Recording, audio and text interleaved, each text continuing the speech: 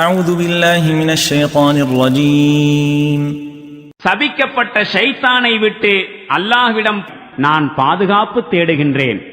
قل من حرم زينة الله التي أخرج لعباده والطيبات من الرزق قل هي للذين آمنوا في الحياة الدنيا خالصة يوم القيامة كذلك نفصل الآيات لقوم يعلمون. நபியே, அவர்களிடம் நீர் கேட்பீராக, அல்லாஹ் தன் அடிமைகளுக்காக தோற்றுவித்துள்ள அலங்காரத்தையும் மேலும் அவன் வழங்கியுள்ள தூய்மையான உண்பொருள்களையும் தடை செய்தது யார்? நீர் கூறும், இறை நம்பிக்கையாளர்களுக்கு இப்பொருள்கள் அனைத்தும் உலக வாழ்க்கையில் கிடைக்கும், மறுமை நாளில் அவர்களுக்கே அவை உரியனவாயிருக்கும்.